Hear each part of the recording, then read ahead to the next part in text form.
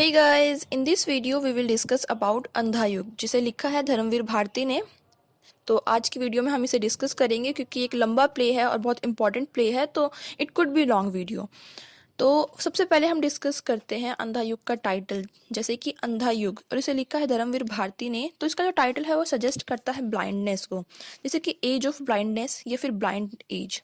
जिस टाइम पे हर एक चीज़ जो थी वो ब्लाइंड हो गई थी। अगर आप धर्मा की बात करें वो ब्लाइंड है, लॉ है वो ब्लाइंड है। वहाँ के जो किंग थे, मतलब कि धृतराष्ट्र थे, वो ब्लाइंड थे, और उनकी वाइफ जो कि आँख होते हुए भी ब्लाइंड थी, गांधारी। तो ये पूरी की पूरी जो एज है वो इसीलिए इसे कंसिडर किया जाता है ब्लाइंड एज। यहाँ पर कोई रूल नहीं था, कोई रेगुलेशन नहीं थे।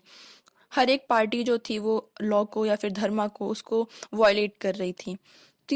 तो ये जो प्ले है ये इंडियन क्लासिकल प्ले है और इसे धर्मवीर भारती ने लिखा है। ये पब्लिश हुआ था ये प्ले 1953 में हिंदी लैंग्वेज में, और बाद में इसे इंग्लिश लैंग्वेज में ट्रांसलेट किया था आलोक भल्ला ने 2005 में। इसका जो जॉनरा है, अगर मैं बात करूँ जॉनरा की, तो जॉनरा जो है वो हिस्टोरिकल प्ले है, क्योंकि ये फिक्शन नहीं है। फिक्शन तो है लेकिन फिक्शन के साथ साथ ये हिस्ट्री पर बेस है। हमारी महाभारत जो हुई, महाभारत है जो हमारी एपिक है, जो वॉर हुआ था महाभारत वॉर, ये उसके ऊपर प्रेजेंट करती है, उसको डिपिक्ट करती है।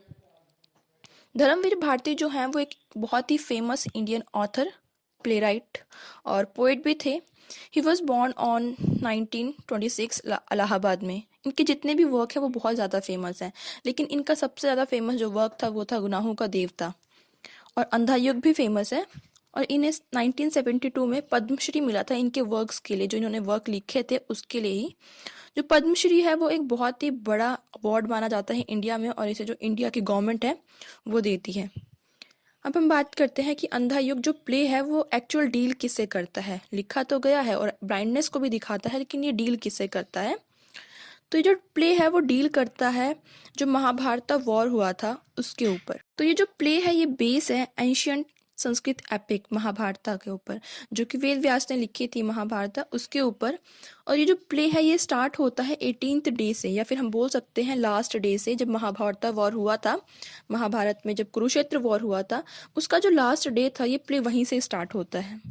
प्लस ये जो प्ले है वो दिखाता है कि जो वॉर था कजन्स के बीच में, जो कौरव्स थे और जो पांडवास थे, उनके बीच में जो वॉर हुआ था उसके लिए। और हुआ क्यों था? क्योंकि उन्हें हस्तिनापुर का जो थ्रोन था, जो सिंहासन था, वो किसे मिलेगा इस चीज़ के ऊपर। और जो प्ले है वो एंड होता है लॉर्ड कृष्णा की डेथ से। तो दोनों ही जो साइड्स थे दोनों ने बराबर रूल्स को तोड़ा था, दोनों ने बराबर जो लॉ बनाए गए थे उन्हें वॉयलेट किया था। कोई धर्म नहीं था, किसी ने कोई धर्म का पालन नहीं किया था। हाँ, ये बोल सकते हैं कि एक साइड ने ज़्यादा वॉयलेट किया था रूल्स को, रेगुलेशंस को, तो पांडवास ने थोड़ा सा कम किया था, पर किया दोनों ने था। तो जो अंधा युग है, जब भी ये लिखा गया था उस टाइम पे इंडिया और पाकिस्तान जो था उन दोनों का बंटवारा हुआ था, दो अलग अलग कंट्रीज बन गई थी। ब्रिटिश इंडिया डिवाइड हो चुका था उस टाइम पे। तो ये जो प्ले है ये एक एंटी वॉर प्ले है जो वॉर को सपोर्ट नहीं करता है। राइटर ने वॉर के नेगेटिव इफेक्ट को शो किया है, चाहे वो विनिंग साइड हो या फिर जो लूजिंग साइड हो, दोनों को हार्म हुआ है। कोई ऐसा नहीं था जो जीत गया है उसे बहुत ज़्यादा चीज़ें मिल गई हैं। जीतने के बाद भी जो पांडवास के साइड है वो वन में चले जाते हैं या फिर बाहर चले जाते हैं। कोई किसी को भी यहाँ पर कोई हैप्पीनेस नहीं मिली थी जीतने के बाद भी। और बिल्कुल ऐसा ही पार्टीशन के टाइम पर भी हुआ था। जो हिंदू मुस्लिम है दोनों के बीच में वॉयलेशन हो रही थी, प्रॉब्लम्स हो रही थी, दोनों एक दूसरे को मारने को लगे हुए थे। और ऐसे ही महाभारत में दिखाया हुआ है कि वॉर था और जो आपस में भाई हुआ करते थे, कभी दोनों कजन्स हुआ करते थे, वो भी आपस में एक दूसरे को मार रहे थे। तो सबसे पहले हम इसमें कैरेक्टर की बात कर लेते हैं। तो वैसे तो सबको इसके बारे में पता ही होगा क्योंकि अभी लॉकडाउन में दोबारा से रीटेलीकास्ट हुआ था, पर फिर भी। तो एक साइड है कौरवास की, एक साइड है पांडवास की। तो कौरवों के साइड में जो सबसे इनका मेन लीडर कह सकते हैं तो वो दुर्योधन था, जो कि 100 भाई थे, सबको पता है। पांडवों के साइड में युधिष्ठिर थे, जो 5 भाई थे पांडवस। अब कौरवों के साइड में धृतराष्ट्र थे, गांधारी, संजय, विदुर, अश्वत्थामा, कृपाचार्य, कृतवर्मा और ओल्ड बैगर। ओल्ड बैगर उस टाइम पे महाभारत में नहीं था, जैसे कि प्ले है, फिक्शन भी है इसमें, तो ये ओल्ड बैगर फिक्शन में ही बनाया गया कैरेक्टर है। पांडवों के साइड में कुंती है, कृष्ण है, बलराम, व्यास, युयुत्सु, उत्तरा और 2 गार्ड हैं यहाँ पर। तो सबसे पहले हम धृतराष्ट्र की बात करते हैं। तो जो धृतराष्ट्र थे वो बाय बर्थ ब्लाइंड थे, लेकिन वो फिर भी चाहते थे कि वो हस्तिनापुर के ही किंग रहें या फिर उनके बाद उनके बच्चों को किंगडम मिले। और नेक्स्ट कैरेक्टर है गांधारी। गांधारी हालांकि ब्लाइंड नहीं थी, पर फिर भी वो अपने हस्बैंड को कंपेनियनशिप देते देते उन्होंने अपनी आंखों पर पट्टी बांध रखी थी कि वो अपने हस्बैंड की ब्लाइंडनेस को फॉलो कर रही हैं। नेक्स्ट कैरेक्टर है संजय। संजय जो है वो जो धृतराष्ट्र हैं उनके सारथी हुआ करते थे, और वेद व्यास ने इन्हें एक वरदान दिया था। वरदान जैसे कि इन्हें ब्लेसिंग दी थी। इनकी जो विजनरी पावर थी वो इन्हें दी थी कि ये घर पर रहकर भी चीज़ों को देख सकते हैं। जैसे कि हमें पता है कि महाभारत वॉर में संजय ही थे जिनके पास वो विजनरी पावर थी, जिससे कि वो धृतराष्ट्र को या फिर गांधारी को वॉर में क्या क्या हो रहा है उसके बारे में बताया करते थे। नेक्स्ट कैरेक्टर है विदुर। विदुर जो है वो हाफ ब्रदर है धृतराष्ट्र के, क्योंकि ये हाफ ब्रदर इसलिए हैं क्योंकि इनके जो फादर थे वो सेम थे। विदुर जो है वो एक दासी के बेटे थे, और ये हमेशा ही ट्रुथ को फॉलो करते हैं, सच ही बोलते हैं।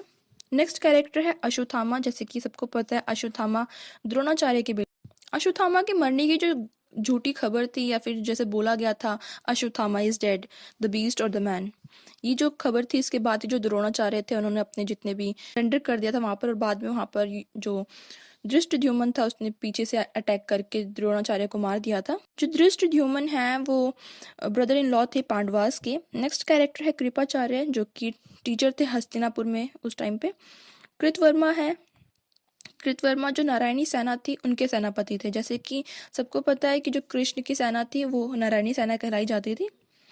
जब दुर्योधन वहां पर कृष्ण से हेल्प मांगने गया था वॉर के टाइम पे, तो कृष्ण ने उन्हें दो ऑप्शन दिए थे, या तो वो उनको चूज कर ले या फिर उनकी सेना को चूज कर ले। तो दुर्योधन को लगा था कि सिर्फ कृष्ण अकेले क्या कर सकते हैं, इसीलिए उन्होंने उनकी नारायणी सेना को चूज किया था, और उसी सेना के जो कृतवर्मा थे वो उस सेना के सेनापति थे। नेक्स्ट है ओल्ड बैगर। ओल्ड बैगर उस टाइम पे थे नहीं, वॉर में इसका कोई रोल नहीं है, लेकिन एक कैरेक्टर है जो कि बनाया गया है, फिक्शनल कैरेक्टर है। अब है पांडवास। पांडवा जो विनिंग साइड थी वॉर में। कृष्ण प्लस जो बलराम उनके ब्रदर थे। व्यास जिन्होंने महाभारत वॉर को लिखा था।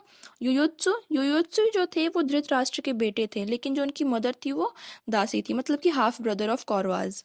नेक्स्ट कैरेक्टर है उत्तरा। उत्तरा जो थी वो अभिमन्यु की वाइफ थी, और इनका जो अभिमन्यु था वो सन ऑफ अर्जुन थे।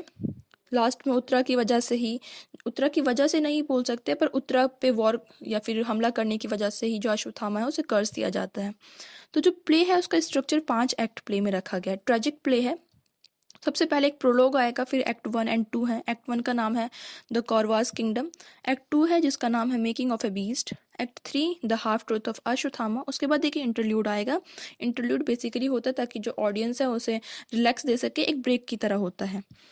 एक्ट नंबर 4 है, उसका नाम है गांधारीज कर्स। एक्ट नंबर 5 है victory and the series of suicide. और लास्ट है एपिलोग, जिसमें बताया गया है जो डेथ है लॉर्ड कृष्णा की वो कैसे होती है। तो जो एपिलोग है वो स्टार्ट होता है प्रेजेंट एज से, जो कलयुग बोला जाता है उससे स्टार्ट होता है। तो जो राइटर है वो बोलते हैं कि जो प्रेजेंट एज है, जो कलयुग है, यहाँ पर जो ह्यूमन अपनी वैल्यूज को खो चुके हैं, उनके मोरल्स खो चुके हैं, वो करप्ट और ग्रीडी हो गए हैं। उनके अंदर जो इमोरलिटी है वो बहुत ज़्यादा हो गई है, और सिर्फ जो लॉर्ड कृष्णा है वही एक ऐसे पर्सन है जो इन चीज़ों को पहचान सकते हैं कि सही क्या है और गलत क्या है, और ये जो ब्लाइंड एज है सिर्फ वही खत्म कर सकते हैं। बाकी सबकी आंखों पर यहाँ पर पट्टियां बंधी हुई हैं, जैसे कि टाइटल सजेस्ट करता है, अंधा युग। अब एक्ट वन का नाम है द कौरवास किंगडम। तो यहाँ पर हमें पता चलता है कि जो प्रेजेंट टाइम है, जो आज का दिन है, वो महाभारत वॉर का लास्ट डे है या फिर 18th डे है। कौरवास की जो साइड का जो इन्वायरमेंट है वो बहुत ज़्यादा डिप्रेस्ड है। यहाँ पर 2 गार्ड्स दिखाए गए हैं। वो यहाँ पर महल है जो उनका पैलेस है उसमें पेसिंग कर रहे हैं अप डाउन, या फिर वहाँ की रक्षा कर रहे हैं, हम वहाँ घूम रहे हैं। और यहाँ पर वो बोलते हैं कि इनके यहाँ पर हथियार होने का यहाँ पर कोई फ़ायदा नहीं है, क्योंकि जो बैटल है वो हार चुके हैं। प्लस यहाँ पर वो बताते हैं कि ये वही कॉरिडोर है जहाँ पर कभी कौरवास की जो रानियाँ हुआ करती थी, जो 100 रानियाँ हुआ करती थी, वो यहाँ पर कभी ज्वेलरी से लदी हुई घुमा करती थी, उनकी ड्रेसेस इतनी सुंदर होती थी। और आज ये वही कॉरिडोर है जहाँ पर जो कौरवोस की जो रानियाँ हैं, जो उनकी वाइफ हैं, वो विधवा हो चुकी हैं। तो यहाँ पर बेसिकली वो बता रहे हैं कि वॉर से पहले का इन्वायरमेंट कैसा था और वॉर के बाद कैसा हो गया। हालांकि अब वो हार चुके हैं उस बैटल में, और तभी यहाँ पर विदुर आते हैं।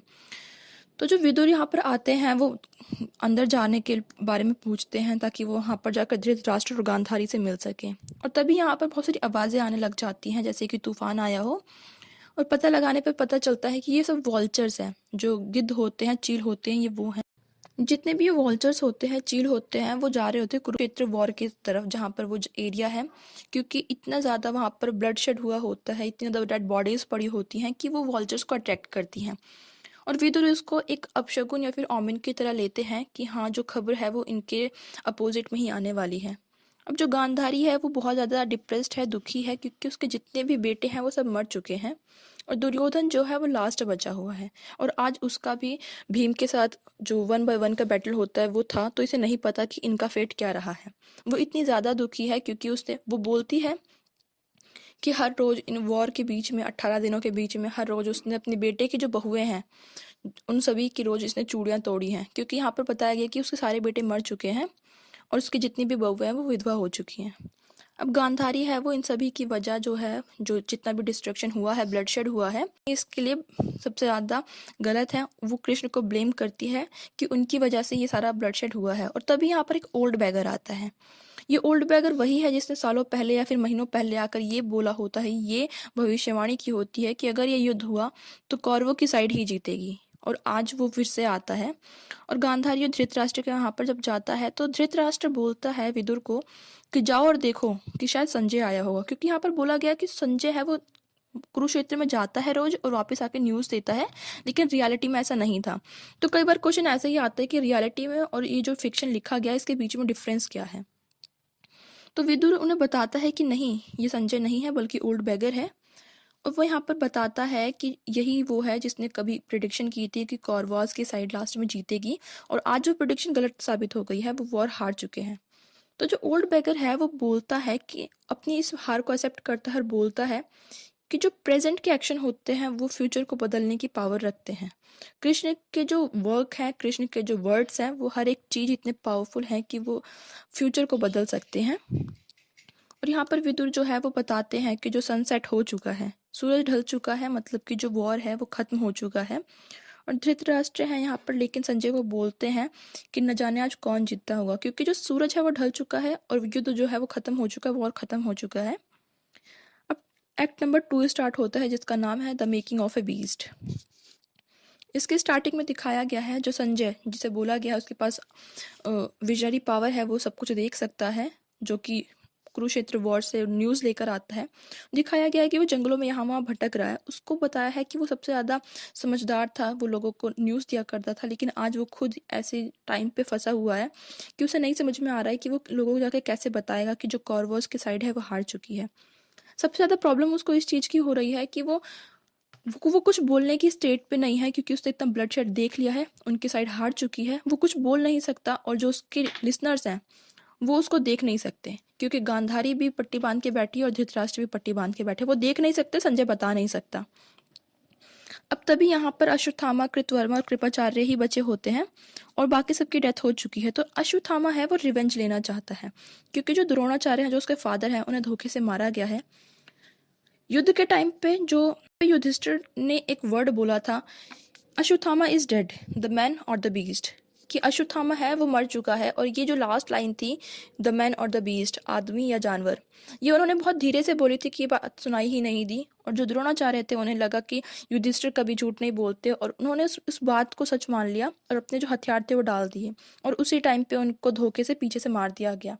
तो इसीलिए अश्वत्थामा यहाँ पर बोला गया है कि वो बीस्ट बनेगा, जैसे कि इसका टाइटल सजेस्ट करता है, the making of A beast. Ashwatthama बोलता है कि अगर युधिष्ठिर को डिफरेंस नहीं पता है एक इंसान में और बीस्ट में, तो अब वो बीस्ट बनकर ही दिखाएगा। और ये बोलता भी है कि यहाँ पर वो खुद बीस्ट नहीं बना है, उसे बनाया गया है, the making of A beast, उसे बीस्ट बनाया गया है, जानवर बनाया गया है। तभी यहाँ पर ओल्ड बैगर आता है और अश्वत्थामा गुस्से में इतना ज़्यादा होता है कि वो ओल्ड बैगर को स्टेप कर देता है, मार देता है। और ये चीज़ देखकर जो कृतवर्मा है और जो कृपाचार्य हैं वो बहुत ज़्यादा शॉक हो जाते हैं, क्योंकि जो बदले की भावना है या फिर जो बदला लेना वो चाहता है अश्वत्थामा, बहुत ज़्यादा है। और इसीलिए यहाँ पर टाइटल में यही बोला गया है, मेकिंग ऑफ ए बीस्ट। अब जो अश्वत्थामा है वो पागल हो गया है बिल्कुल, क्योंकि उसे वो चाहता है कि वो पांडवों को मार दे उनके इस झूठ के लिए। अब जो एक्ट नंबर 3 है वो स्टार्ट होता है, जिसका है the half truth of Ashwatthama. अब यहाँ पर जो संजय है वो कौरवों की हार की न्यूज़ गांधारी और धृतराष्ट्र को दे देता है। प्लस वो बताता है कि जो हस्तिनापुर है उसमें युयुत्सु भी आ चुका। युयुत्सु कौन था? जो दासी और धृतराष्ट्र का बेटा था, मतलब कि हाफ ब्रदर था कौरवास का। अब वो हस्तिनापुर आता है क्योंकि ये लॉ की साइड था, मतलब कि ये पांडवों की साइड था, कौरवों की साइड नहीं था। हालांकि वो पैदा इस साइड हुआ था, लेकिन वो पांडवों की साइड से युद्ध में लड़ा था। तो इसीलिए जब वो यहाँ पर आता है तो लोग उसे देख कर डर जाते हैं, अपने गेट बंद कर लेते हैं, क्योंकि उसे एज अ स्ट्रेंजर समझा जा रहा है कि उसने अपने ही भाइयों को मारा है युद्ध में। और जब वो अंदर आता है तो गांधारी उसकी इंसल्ट करते हुए बोलती है कि विदुर जाओ और इसके लिए जो फूलों का बेड है उसे सजाओ, क्योंकि इसके हाथ थक गए होंगे अपने भाइयों को ही मारते मारते, क्योंकि ये पांडवों की साइड लड़ा था और आज जो कौरवास की जो साइड है वो मर चुके हैं। अब जब यहाँ से उसकी इंसल्ट हो जाती है तो युयुत्सु पैलेस के बाहर जाने लगता है। तभी वो देखता है कि एक घायल सोल्जर पड़ा हुआ है, एक सैनिक पड़ा हुआ है, और वो पानी के लिए बोल रहा है क्योंकि उसकी अभी आंखें बंद है। तो जैसे ही युयुत्सु उसे पानी पिलाने लगता है और जब वो अपनी आंखें खोलता है वो सोल्जर, तो वो एकदम से पीछे भाग जाता है, क्योंकि वो बेशक मरने वाला है लेकिन फिर भी वो युयुत्सु के हाथों से पानी नहीं पीना चाहता, क्योंकि युयुत्सु ने कौरवों के अपोजिट में युद्ध लड़ा था, कौरवों को मारा है उसने। तो यहाँ पर जो युयुत्सु है वो कंफ्यूज है कि क्या उसने जो किया वो सही था, जो धर्म और अधर्म के बीच में उसने चूज किया था, राइट और रॉन्ग के बीच में उसने चूज किया था, क्या वो सही था या गलत था। अब जो योयोत्सु है वो सोचता है कि उसे लाइफ लॉन्ग अपने ही लोगों की जो हेट्रेड है उसे सहना पड़ेगा, क्योंकि उसने पांडवों के साइड से युद्ध लड़ा था। अब आगे इस प्ले में बताया गया है कि जो दुर्योधन है और जो भीम है उनका 1 by 1 का आज बैटल होने वाला है, और आज लास्ट डे जो था।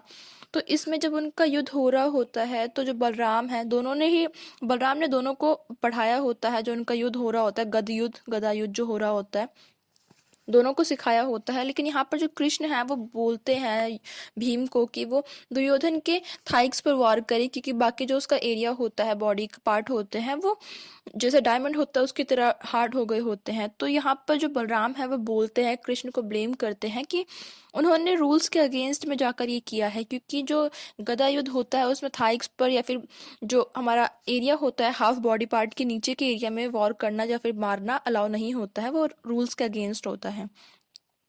तो अब जो शपथ का राइम आ जाता है कि अश्वत्थामा बोलता है कि वो शपथ लेता है कि वो पांडवों को तो मारेगा ही मारेगा, उनको खत्म करके ही रहेगा। और अश्वत्थामा, कृपाचार्य और जो कृतवर्मा है, अब वो सारे पेड़ के नीचे रेस्ट करने के लिए रुक जाते हैं। कृतवर्मा और जो कृपाचार्य हैं, जब वो सो जाते हैं, अश्वत्थामा वहां पर उनकी पेसिंग कर रहा होता है, अप एंड डाउन कर रहा होता है कि कोई आकर उन पर हमला ना कर दे। तभी वो देखता है एक पेड़ के ऊपर वो देखता है। यहाँ पर वैसे तो पेड़ के ऊपर बताया गया है, लेकिन प्ले में दिखाया गया है कि एक पर्सन है जो कि क्रॉ के कपड़े में क्रॉ बनकर स्टेज पर आता है और वहां पर सो जाता है। तो वो देखता है अश्वत्थामा की क्रो है, जो कौवा है, वो सो रहा है, और उसके सोते के टाइम पे एक उल्लू है, वो उस पे वॉर करता है, उस पर वार करता है और उसे मार देता है। मतलब सोते हुए कौवे को उल्लू ने मार दिया, आउल ने मार दिया। और ये जो आइडिया है वो अश्वत्थामा को इम्प्रेस कर देता है। वो सोचता है कि बिल्कुल इसी तरह वो भी पांडवों को मार सकता है जब वो सो रहे होंगे। अब यहाँ पर जो इंटरल्यूड है वो यहाँ पे स्टार्ट हो जाता है, और इंटरल्यूड जो है उसका टाइटल दिया हुआ है फेदर्स, व्हील्स एंड बैंडेड्स। अब इसमें बताया गया है इस इंटरल्यूड में कि जो ओल्ड बैगर है जिसे अश्वत्थामा ने मार दिया था गुस्से में, अब वो ओल्ड बैगर जो है वो घोस्ट बन चुका है, और वो आता है स्टेज पर और इस एज के बारे में बताता है, क्योंकि घोस्ट बनने के बाद वो इस एज के हॉरर्स को, उसके इमोरल जितनी भी चीजें हैं उन्हें फील कर सकता है। और विजनरी पावर को यूज करके वो ये सब बताता है, लोगों के जो इनर कॉन्फ्लिक्ट है उनको शो करता है अपनी पावर से। वो बताता है कि जो युयुत्सु है, जो कौरवों के साइड में उसका बर्थ हुआ था लेकिन पांडवों के साइड से वो लड़ा है, वो बोलता है घोस्ट कि युयुत्सु के बारे में वो जो बोलेगा वो ऐसा है कि वो एक व्हील है, वो एक ऐसा पहिया है जो घूमकर दूसरी डायरेक्शन में चला गया है, गलत डायरेक्शन में चला गया है, जो एक गलत, जो उसका व्हील है वो गलत डायरेक्शन में चला गया है, गलत जगह पर लग गया है। वो अपनी जो ओरिजिनल पोजीशन थी वो खो चुका है। इसका मतलब ये है कि जो योयोत्सु है वो रियल पोजीशन उसकी थी कौरवों की साइड में, लेकिन वो गलत डायरेक्शन में घूमकर चला गया है, मतलब वो चला गया है पांडवों के साइड में। बाय बर्थ वो कौरव साइड से था और वॉर में वो पांडवों के साइड से था। आगे वो जो घोस्ट है बैगर का, वो बताता है संजय के बारे में कि जो संजय है वो यूजलेस व्हील है। जब तक कोई बड़ा व्हील नहीं चलेगा तब तक जो संजय है वो भी नहीं चलेगा। जैसे कि जब तक कुरुक्षेत्र में कुछ नहीं होगा संजय को भी कुछ नहीं पता चलेगा, कुरुक्षेत्र में कुछ होगा मतलब कि बड़ा व्हील जो है चलेगा, तभी संजय, मतलब कि जो छोटा पहिया है, छोटा व्हील है, वो कुछ बता सकेगा। आगे जो बैगर का घोस्ट है वो बताता है विदुर के बारे में कि विदुर जो है वो हमेशा ही डाउट से घिरे रहते हैं। अब जो घोस्ट है वो एक बहुत बड़े पर्सन को देखता है, एक जाइंट की तरह एक आदमी है उसे देखता है जो पांडवों के कैंप के आगे खड़ा है। उसे वो देखकर डर जाता है ऐसे तो। अब वो जो जाइंट सा आदमी पांडवों के कैंप के बाहर खड़ा है वो इसलिए खड़ा है क्योंकि जो अश्वत्थामा है जिसने बोला था कि वो पांडवों को सोते हुए मारेगा, ताकि वो अश्वत्थामा को बाहर ही रोक सके। इस बड़े जाइंट को देखकर जो ओल्ड बैगर है उस घोस्ट की जो सोल है वो उसकी आंखें बंद कर लेती है। मतलब जो ओल्ड बैगर है उसकी जो सोल की आंखें हैं वो बंद कर लेती हैं, और यहाँ से जो एक्ट नंबर 4 है वो स्टार्ट होता है जिसका नाम है गांधारी कर्स। अब जो अश्वत्थामा है पांडवों के कैंप के बाहर जा रहा होता है और देखता है कि एक जाइंट खड़ा है, और वो जाइंट और कोई नहीं होता बल्कि वो लॉर्ड शिवा होते हैं। अब अश्वत्थामा जो है वो शिवा से प्रे करता है, अपने लिए प्रे करता है, और जो लॉर्ड शिवा है वो उसे ब्लेसिंग देते हैं कि वो इसमें विन करेगा, जीतेगा। अब जो अश्वत्थामा है सबसे पहले वो धृष्टद्युम्न को मारता है, क्योंकि धृष्टद्युम्न ही था जिसने द्रोणाचार्य को पीछे से मारा होता है जब वो अपने जितने भी हथियार होते हैं उसे गिरा देते हैं बैटलफील्ड में। अब ये सभी आवाज सुनने के बाद जो आर्मी है, जो सोल्जर है, सैनिक है, वो उठ जाते हैं और अश्वत्थामा उन्हें भी मारना शुरू करता है। और वो जो बच्चे सो रहे होते हैं, जो औरतें सो रही होती हैं, वो उनको भी मार देता है, क्योंकि उसने कसम खाई है कि वो पांडवों को खत्म करेगा, तो वो सबको मारता है। अब वो देखता है कि कुछ 5 आदमी हैं जो सो रहे थे, मेन सो रहे थे, और वो उन्हें भी मार देता है। वो सोचता है कि ये पांडव हैं, लेकिन वो पांडव नहीं होते हैं। वो पांडव की और जो द्रौपदी के बच्चे होते हैं वो होते हैं 5, वो उन्हें मार देता है। और ये सारा जो सीन है, ये जो डिस्ट्रक्शन कर रहा है अश्वत्थामा यहाँ पर, ये सारा सीन जो संजय है वो गांधारी को बता रहा होता है, क्योंकि संजय के पास विजनरी पावर है, वो देख सकता है। तो वो गांधारी को फाइट चीजें बता रहा होता है, तो जो गांधारी है वो बहुत ज्यादा खुश होती है, क्योंकि उसे लगता है कि जो अश्वत्थामा है वो उसके बच्चे जो मरे हैं, जो कौरव मरे हैं, उनका बदला ले रहा है। और वो कहती है कि वो अपनी आंखों की पट्टी उतारना चाहती है, ताकि वो अश्वत्थामा को देखकर उसे ब्लेसिंग दे सके, और जो उसकी बॉडी है उसे डायमंड की तरह सॉलिड बना सके, ताकि कोई उसे मार ना सके। लेकिन जैसे ही जो गांधारी है वो अपनी पट्टियों को उतारती है, अपने ब्लाइंड फोल्ड को हटाती है, वैसे ही जो संजय की विजनरी पावर है, जो वो देख सकता है, वो पावर खत्म हो जाती है और उसकी आंखों पर पर्दा सा गिर जाता है, तो कुछ भी दिखाई नहीं देता, वो ब्लाइंड हो जाता है। अब इस साइड जो अश्वत्थामा तबाही मचा रहा था उसमें वो देखता है कि जो उत्तरा है, जो वाइफ ऑफ अभिमन्यु है, वो प्रेग्नेंट है, क्योंकि उसने कहा था कि वो हर एक पांडव को खत्म कर देगा। तो जो उत्तरा के पेट में जो बच्चा है वो पांडवों का लास्ट बच्चा उसे लगता है, और इस बच्चे को मारने के लिए भी जो ब्रह्मास्त्र होता है, जो अश्वत्थामा के पास ब्रह्मास्त्र था, वो उसे यूज करता है, क्योंकि उसने कसम खाई थी कि वो उनके वंश को खत्म कर देगा, एनिहिलेशन कर देगा, उसके क्लैन को खत्म कर देगा। लेकिन जो लॉर्ड कृष्णा है वो उत्तरा को यहाँ पर सेव कर लेते हैं, और उसका जो बच्चा है उसे भी सेव कर लेते हैं। प्लस यहाँ पर वो अश्वत्थामा को श्राप देते हैं, कर्ज देते हैं, कि उसने ये जो बच्चे को मारने की कोशिश करी है इसके लिए उसे कर्ज देते हैं। और जो उसके फोरहेड पे एक जेम लगा होता है, एक मणि लगी होती है, वो उसके सर से उसको निकाल लेते हैं, और उसे कर्ज देते हैं कि जो अश्वत्थामा है वो हमेशा जिंदा रहेगा, वो कभी मरेगा नहीं। वो मरेगा नहीं, लेकिन जो उसके वुंड से जो जख्म है वो कभी नहीं भरेंगे। उसके जख्म जो है वो सड़ते रहेंगे, उसमें से स्मेल आएगी, उसमें से जो पीप है वो बहना स्टार्ट हो जाएगा, और वो एक डिजीज्ड कुत्ते की तरह स्मेल करेगा, यहाँ वहाँ भटकेगा, उसे कहीं पर भी जो उसके जख्म है वो भरेंगे नहीं, और वो कभी भी नहीं मरेगा। और इसीलिए बोलते हैं कि शायद अश्वत्थामा आज भी जिंदा होगा, क्योंकि उसको कर्ज था कि वो मरेगा नहीं। अब वो वहां पर उसे कर्ज दे देता है, और अगले सीन में दिखाया जाता है कि जो गांधारी है वो दुर्योधन की बॉडी को देखने जा रही है, और अश्वत्थामा भी वहीं पर जा रहा है। जब गांधारी अश्वत्थामा की उस कंडीशन को देखती है, क्योंकि उसे कर्ज था कि वो उसके जख्म कभी भरेंगे नहीं, तो अब उसकी कंडीशन वैसी ही हो गई, उसके जो जख्म है वो भरते नहीं है, उसमें से स्मेल आती है, या फिर जो उसका लिक्विड है वो बहने लग जाता है। ये सब कुछ देखने के बाद जो गांधारी है वो कृष्ण को कर्ज देती है, कि जैसे उसने इनके लोगों को मरवाया है, वैसे ही जो कृष्ण है उसका भी जो वंश है, जो क्लैन है, वो खत्म हो जाएगा। उसके जो लोग हैं वो आपस में लड़ेंगे, बिल्कुल वैसे ही लड़ेंगे जैसे कोई पागल कुत्ता होता है वो लड़ते हैं। जैसे पागल कुत्ते एक दूसरे को फाड़ खाते हैं, वैसे ही जो उसका क्लैन है, जो कृष्ण का क्लैन है, वो भी, उसके भाई भी आपस में लड़ेंगे, मरेंगे, और पागल कुत्ते की तरह ही मरेंगे। और लास्ट में वो कर्ज देती है कि जो कृष्ण है उसकी लास्ट में एक ऐसी डेथ होगी कि कोई शिकारी होगा वो उसे हिरन समझकर या शिकार समझकर उसे मार देगा। और यहाँ पर जो इसका कर्ज होता है वो खत्म होता है, जो कृष्ण है वो उसके इस कर्ज को एक्सेप्ट कर लेते हैं, कि वो उसके कर्ज को लेते हैं। वो कहते हैं कि यहाँ पर जितने भी लोग मर रहे हैं, कुरुक्षेत्र के 18 दिनों में जितने लोग मरे हैं वो और कोई नहीं है, वो कृष्ण है। अश्वत्थामा की बॉडी पे जो जख्म बह रहा है वो और कोई नहीं, वो खुद कृष्ण है। वो कहते हैं कि वो इस युद्ध के बीच में न जाने कितनों बार मर चुके हैं, हजारों बार वो मरे हैं यहाँ पर। जिसने भी जितना भी सफर किया है, वो सारा जो सफर है वो कृष्ण ने खुद किया है। और यहाँ पर जो गांधारी है उसे रियलाइज होता है कि उसने क्या मिस्टेक कर दी है, कि वो तो ब्लाइंड थी अपने बच्चों के प्यार के लिए, लेकिन वो बोलती है कृष्ण को कि उसने उसके कर्ज को एक्सेप्ट क्यों किया, वो उसे मना भी कर सकता था। लेकिन कृष्ण जो है वो बोलते हैं कि वो एज अ गॉड तो है, लेकिन वो गांधारी के बेटे भी हैं, और इसीलिए वो उसको उसका जो कर्ज है उसे एक्सेप्ट कर लेते हैं। अब एक्ट नंबर 5 है वो स्टार्ट होता है। उसमें बताया गया है victory and a series of suicide. अब इसमें दिखाया गया है कि जो युधिष्ठिर हैं, जो पांडवों के बड़े भाई हैं, वो हस्तिनापुर के किंग बन जाते हैं, उनका राज्याभिषेक हो जाता है। लेकिन उन्हें बिल्कुल भी रिलीफ नहीं है, हैप्पीनेस नहीं है, क्योंकि बहुत ज़्यादा लोग मर चुके हैं, ब्लडशेड बहुत ज़्यादा हुआ है। जो जीत उन्हें मिली है, जो विनिंग उन्हें मिली है, उसका कोई मतलब नहीं है।